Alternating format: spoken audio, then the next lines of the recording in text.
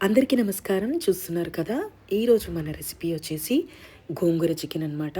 చాలామంది ఇష్టంగా తింటారు. దానికి కావాల్సిన పదార్థాలు ఏంటో చూద్దాం. ముందుగా కొంచెం ధనియాల పొడి, జీలకర్ర, పసుపు, తగినంత ఉప్పు, పచ్చిమిరపకాయలు, కొంచెం గరం మసాలా, ఇంకా గోంగూర అనమాట. సో, గోంగూరను చక్కగా కడిగి పెట్టుకోండి. తర్వాత ఒక ప్యాన్ పెట్టుకొని పొయ్యి వెలిగించేసి చక్కగా మన దగ్గర ఉన్నటువంటి జీలకర్రని అండ్ అలాగే పచ్చిమిరపకాయలని పచ్చివాసన పోయేదాకా చక్కగా వేపుకోండి.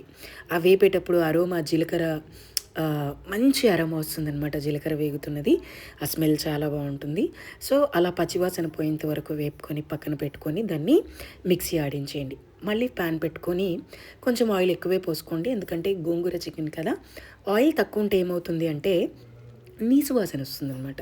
సో ఇలా గోంగూరని చక్కగా ఆ ప్యాన్లో వేసుకొని కొంచెం మీడియం ఫ్లేమ్లో పెట్టేసేసుకొని ఆ గోంగూరని నీట్గా మగ్గనివ్వాలి. బాగా వేయించుకోవాలన్నమాట గోంగూరని. వేయించుకుంటే ఇప్పుడు మీరు చూడండి, మూత తీసిన తర్వాత గోంగూరలో ఉన్న వాటర్ అంతా పోయి నీట్గా నీళ్ళన్నీ పోయి మనకి ఆయిల్ కనిపిస్తుంది అనమాట. దీన్ని పక్కన పెట్టుకోండి. పక్కన పెట్టుకోగానే మళ్ళీ ఇంకొంచెం ఆయిల్ వేసుకోండి. మీ ఇష్టం, ఆయిల్ ఎంత కావాలంటే మీరు అంతే వేసుకోండి. నేను కొంచెం ఎక్కువ వేసుకుంటున్నాను. ఆయిల్ వేసుకున్న తర్వాత దాంట్లో సన్నగా తరిగిన ఉల్లిపాయలు, సన్నగా తరగాలండి, ఎందుకంటే సన్నగా చాప్ చేసుకుంటే ఏమవుతుంది అంటే బాగుంటుంది. అల్లం పేస్ట్ కూడా వేసుకొని చక్కగా రెండింటిని బ్రౌన్గా వేపుకోవాలండి. ఏదో కచ్చాపచ్చగా వేపుకుంటే మళ్ళీ మనకు గ్రేవీ రాదు కర్రీలోకి, అన్నంలో కలుపుకోవాలి కాబట్టి. అండ్ అలాగే అవి వేగిన తర్వాత చికెన్ వేసేసి చక్కగా ఒకసారి కలిపేసుకోండి. ఎలా కలిపేస్తారు అంటే చక్కగా ఆయిల్, అల్లం పేస్ట్, ఆనియన్స్ అంతా కూడా చికెన్కి పట్టేలాగా చక్కగా కలిపేసుకోండి. కలిపేసుకున్న తర్వాత కొంచెం పసుపు ఎందుకు ఇంపార్టెంట్ అంటే కలర్ ఇస్తుంది అండ్ మంచి అరోమా కూడా వస్తుంది. తగినంత ఉప్పు ఇప్పుడే వేసేసుకోవాలి. వేసుకొని చక్కగా కలిపేసేసి కాసేపు మూత పెట్టేసి దాన్ని ఒక 3 మినిట్స్ అలాగా వేగనివ్వండి. వేగిన తర్వాత ఏం చేయాలి అంటే మళ్ళీ ఒకసారి తీసుకొని చక్కగా కలపాలి. చికెన్ని కిందికి మీదికి నీట్గా కలుపుకోవాలి, అడగంటకుండా చూసుకోండి. కలిపిన తర్వాత దాంట్లో మనం తీసి పెట్టుకున్నటువంటి జీలకర్ర పచ్చిమిర్చి పేస్ట్ వేసి బాగా ఎలా కలపాలి అంటే ముక్కకి పచ్చిమిర్చి అండ్ జీలకర్ర ఫ్లేవర్ పడేలాగా బాగా కలుపుకోవాలి. కలుపుకొని కాసేపు అలా మూత పెట్టేసేసి దాన్ని అలా వదిలేయాలి. మీరు చూడండి, కొంచెం కొంచెం వాటర్ రిలీజ్ అవుతుంది.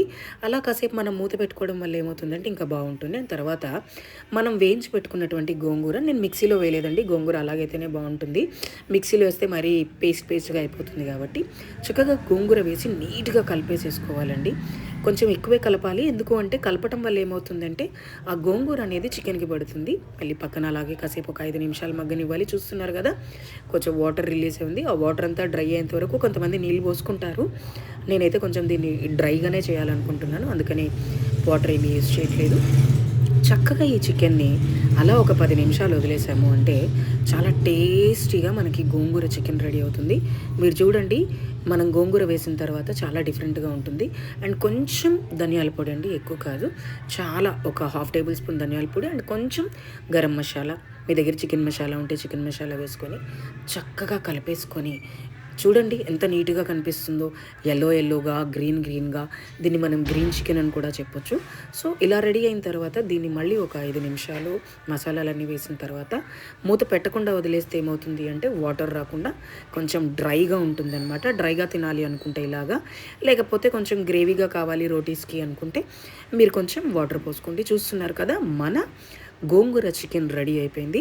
సో ఈ చికెన్ని చాలా సింపుల్గా చేసుకోవచ్చు. ఈ చికెన్ మనకి వైట్ రైస్లోకి కావచ్చు, లేకపోతే జీరా రైస్లో కానీ చాలా టేస్ట్గా ఉంటుంది. లాస్ట్కి కొంచెం కొత్తిమీర వేయాలి కదా, మరి మేనత్ కదా, అన్నిట్లో ఉండాలి. కొంచెం కొత్తిమీర వేసి మూత పెట్టి ఒకసారి కలిపేసి తీసేశారు అంటే మన వేడి వేడి గోంగూర చికెన్ రెడీ.